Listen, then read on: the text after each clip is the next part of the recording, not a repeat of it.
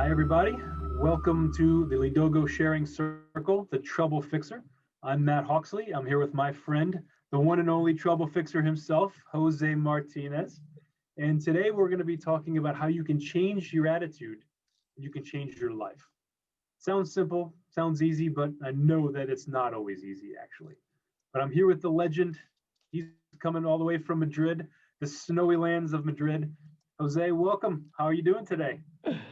Thank you very much, Matt. Actually, it's great, when you talk to a friend and he start telling a lot of good things about you, which are not really true, but it's always great to hear. Well, they never tell good things about me, so I don't know how that is actually. So, are you ready to get into some ideas? And then what we'll do, we'll talk a little bit. I'll ask you some questions, and then at the end, we'll open it up to the rest of the group here, and you can actually start to help fix some troubles. Sound good? It sounds like a great plan. Obviously, as I always say, I will give my candid feedback, which it doesn't mean that it has to be good for everyone, but I will always talk with my heart in my hand. All right. I love it. The heart in the hand. That's why he is the trouble fixer. All right, sir. So today's topic was really, changing your attitude, and you can change your life. Uh, it's really profound. It's actually simple, but really, maybe talk to us a little bit about the mindset, of that and how that really plays into it. Because in 2020, I think we can all attest it was a year of change, a year of struggles, and in many cases, we found ourselves really not easily able to adapt, with that right mindset, that right attitude. 2021 represents a whole new year, though things have not necessarily changed dramatically from where we left off, but it's really an opportunity for growth, it's an opportunity for change, and something that we can really, help move forward. What are your some thoughts on really how we can kind of move that forward? Yeah, actually, and this is a personal point of view. To me, there are many things, several things that it doesn't depend on us, so external factors, but there is one important driver that it always depends on the individual, which is the attitude. I cannot control how good or bad my job is. I cannot control the task that I need to do every day. However, I can change how I want to approach it. And in my view, to have the right attitude, it depends only on me. No matter the challenge I have in front of me, I will always do it with the best smile. And having a smile in my face will make my task easier, and also I will not forget what do I need to deliver. Okay. You seem like a guy that's always got a smile on his face, though. And I know that from knowing you a little bit too. But for the rest of us, sometimes it gets a little bit challenging, when we're facing a lot of different obstacles. So even yourself, the trouble fixer, maybe what was the time in your life where, it was very difficult, where you had to actually, I don't know, overcome some of these different odds, and it was very tough, like where you weren't able to, you wanted to not, have that good attitude, you were going to give in to some of the vices, and I think you and I talked about actually a time where you ran a marathon not that long ago, which is a heck of an accomplishment, my friend. So talk to me a little bit about that story, about how you had to put on that right mindset. Yeah, that's a great example, and let me put you in on the right context. You know that I was in a business dinner with a few colleagues and with the top management of my company. So in the table, the president of my current company, it was one of the colleagues in the table, and some of these colleagues, they were talking about running and running marathons, and I, by coincidence, I opened my big mouth and say, I would love to run a marathon, and I would love to run a marathon in New York. And the president of my company look at me and say, why don't you do that? And I was like, okay, in that time, I was 40 years old. I was above 200 pounds of weight. I didn't run not even for 3 minutes during the last 20 years. So I had all kind of excuses that prevent me to run a marathon. And I remember that my Candeloro, which is the name of our my president, look at my eyes and say, "What kind of person are you? You are a person that tries, or a person that does, like Master Yoda." So I say, I want to do it. So it is true that I was having a beer, and that helps you to feel confidence on yourself. So when I came back to the hotel, I remember that I called my father, expecting that my father would tell me, "Jose, come on, don't run a marathon. Maybe you should need to run 100 meters first." So, but when I called to my father, and I was expecting him to say, "Jose, you are crazy, never do that," he was like, "What a great idea. You should go to New York and run a marathon, and you will feel what an experience." And I was like, damn it, this was middle of March, and New York Marathon, it was the first weekend of November. So basically, I had 6 months to train myself starting from scratch. So the second call, after my father convinced me to do that, it was to a friend of mine, which is a personal trainer. And I gave him a call and say, "Hey, Alex, I need your help. I want to run a marathon. What do I need to do?" And you know what his answer was? A lot more wine and beer? "No, you need a miracle. Okay. You need a miracle." Yes. So basically, that was my starting point. So 40 years old, not a sport guy, overweight, and I had 6 months in front of me to change my life. So you know what was the third thing I do after calling my father and calling a personal coach?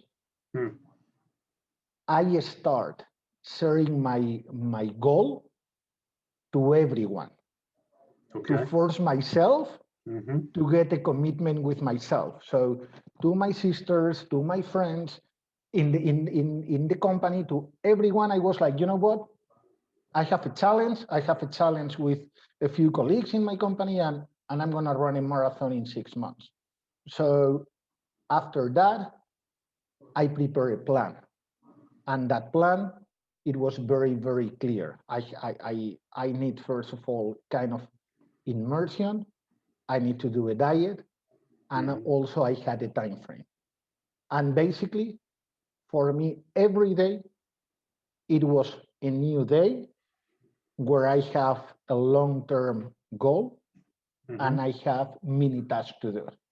And no matter that I was traveling in weekly basis, no matter that I had a very long working days, if I had to run 35 or 40 miles a week, no matter if it was 5 in the morning, midnight, I did it.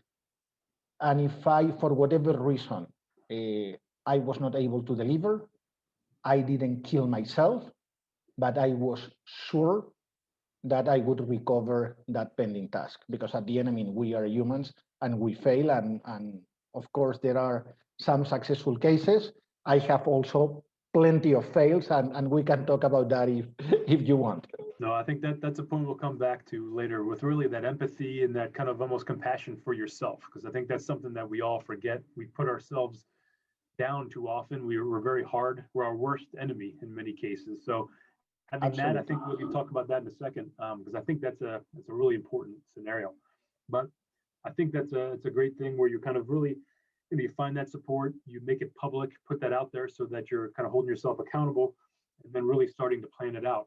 Even before that, how were you able to then really start to shift that mindset when, your family, even the trainer was kind of saying, you're a little bit crazy, man. You're 40, you're a little bit overweight. You're not necessarily. Yeah. No, that is true. And to me, shift that? The first commitment, it was with myself.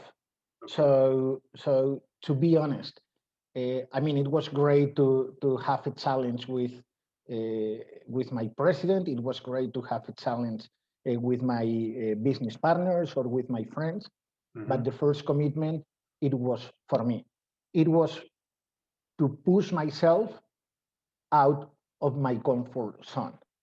And again, this was something that it was my choice, and I was choosing every day to deliver this project or to deliver this goal. I remember that my first running training, Mm-hmm. it was go to the park and just speed walk. So literally, the senior citizens were walking faster than me, literally. So I found grandmas that they were literally killing me walking. I was 40, they were 60, 65, 70, but I put my ego aside. I put my emotion aside. I Mm-hmm. had a goal. I didn't want to run the faster. I knew that if my first step it was just to walk in a park, I would walk in a park until I was prepared to run a little bit faster and faster and faster. Yeah. So you kind of really let that, question of why, that like power of like really, why you were doing this, carry it through. And then you started to take it in increments, not like necessarily, I'm not going to run a marathon in a day. I'm going to have to start walking before I can even jog, before I can even semi run and sprint and so on. Right. So kind of just small parcels before you can even take the big, the big climb. Absolutely. And you know that during the 6 month process of training myself to go to New York, Mm-hmm. 6 months, I lost about 16 or 17 kilos, just having a decent diet. So I'm not going to say that I was suffering. I mean, just eating healthy Mm-hmm. and with a very concrete training program. Mm-hmm. I can tell you that the year after I ran the same marathon, I trained more or less the same, and I lost 1 kilo in 6 months, basically because I didn't take care of myself. Right. So I was not mentally prepared to deliver all the small goals that I put in the preparation of the training. Right. Okay. So you have that flow. Now all of a sudden, say for example, you're running it in the middle of Madrid, where all of a sudden now you're getting a little snowfall and things aren't quite. How do you maintain that kind of mindset through some of these crazy challenges when it's, it's nicer to lay in bed, stay warm rather than get there on the streets and run through a nice wintry day. How do you keep maintaining that? How do you go back to the why and let that keep? Yeah, there are, in my view, there are three main drivers. The first one Mhm. is the personal commitment, which is like, I'm going to do it because it depends only on me. The second one is because I feel the support of the people that I love. So when I decide to accomplish a crazy project, Mhm. my family and my friends, they are always supporting me and helping me when I am like, I'm done, I'm tired, I cannot do this or whatever, and my attitude is not the right one. They give me always the extra push and the gasoline to keep moving. And the third one is that even when I am not aware, I know that doing these small things, one day these actions can help to someone. Like if I was able to do it, everybody can do it. So I am doing nothing special here. It's a matter of decide what is your goal, which is measurable, to take the right actions and basically to deliver something that is not impossible. Mhm. No, it's pretty powerful. And just like what you said, it rings true because you change your attitude or just those small things. You've got the support to help you along, but recognizing that even just these small things are giving incentive to other people. So you changing your attitude while you think it might not be anything substantial, anything big, actually has a cascading effect to all of the people that you come into contact with. Yeah, Now, true. have, Absolutely. And have any also, of your I family am, run a marathon with you? Or have anyone been compelled to do so? yeah, but Yeah. also, I had some friends Hmm. that they become runners and they run marathon only because they realized that if I was pretty much old to start running, I was pretty much, I don't like to say fat, but I was strong enough Yeah. to do it myself. Yeah. Yeah. They follow that path, and some Mhm. of them even they start running above 45, 46, and now they are great runners. It's not my case, because I have to admit that after the challenge, after two or three marathons, I decided to move to another challenge. Yeah. But also last year, for example, with the lockdown, that basically in Madrid during 3-4 months we could not leave our home, only some exceptions. My wife and myself, we both commit to become stronger physically and mentally Mhm. once the lockdown was over. So our daily commitment, it was to don't drink any alcohol, eat very healthy, read a lot, study a lot, and train Mhm. ourselves at home. And we Mhm. live in an apartment, so it doesn't mean that we are not living in a mansion. Right. So during the 4 months that we were in lockdown Mhm. without leaving home, we were able to, in my case, I lost around, I don't know, maybe 10, 12 kilos, something like that. And it was probably for us, we became much stronger, because in daily basis, no matter how tough the day is today, whatever happens tomorrow, it will be a fresh day, and we will start from scratch. So it means that we are not carrying any backpack.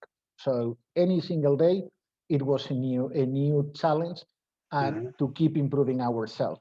It is true that when the lockdown was over in June, from June to December, I killed all my good habits. But again, it was my choice. And I was aware that maybe my attitude was not the right one. Do you know why? Mm. Because I didn't set up a clear goal for me. So to me, I was mentally prepared to be very strong for the lockdown. But beyond that, I didn't have any plan. And that's why I got a little bit relaxed. Yeah, that makes sense. And even something which might be considered a little on the like the soft side, where it's like an attitude, it's not analytical type scenario, that still requires having a plan in place in order to truly, essentially make a change in your life. So from what I heard from the great discussion, really it's one, first being honest with yourself and understanding that part of it, then committing to making a change, like an attitude adjustment, and then finding that support from the people around you that can help continue to prop you up, and that will then actually inspire a lot of other people to continue to drive and change. And then really it compels you to keep changing. And after you did the marathon, you completed it, you saw that you could do it, you weren't as afraid as far as tackling other ventures or challenges, because you knew you can do it. You saw how even that one simple thing, well, I guess it's not simple. Running a marathon, No, no, true, but no. But you need to but the enjoy the mindset process. led Yeah, to but all of these great things. Yeah. you need to enjoy the process. You know that when I mean, finally I went to New York. To me, it was one of Mhm. the best experience I have ever had. Like Mhm. 2 million people in the streets cheering the runners. Yeah. When I came back home, and I remember that the first weekend I went to my parents' place to have a lunch, and my mother was cooking a great meal, and my mother asked me, "Hey, Jose, how was the marathon?" I was great, and she was like, "What was your position?" And I said, "Mom, I was the third." And my mother was like, "Oh, great, great number." And I was like, "No, Mom, I was the 25,000." Okay, great number also, but you are alive, so well done. Yes. So at the end, no matter how you finish, is what it counts is how you feel. And Mhm. to be honest, I was the prouder man in the world only because I was able to deliver what I said I would do. It's amazing. That's great. And I think that's huge. Say you got to deliver what you say you're going to do. That's where it all begins and ends. And I think there, Mr. Jose, I think we're going to open it up so you can fix some troubles for some people. We're going to take some questions from from the audience here, either in the chat or feel free to actually just shout him out for the trouble fixer, and he can Very talk good. how maybe you can start to change your attitude. So let's see if I know the answer. That's important. Yes. Any question from the group?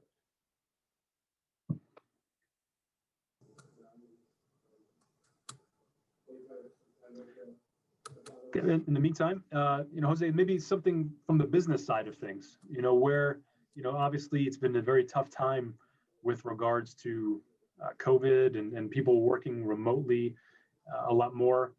I know you're in the logistics industry, which has been, upended quite a bit with demand and a lot of scenarios.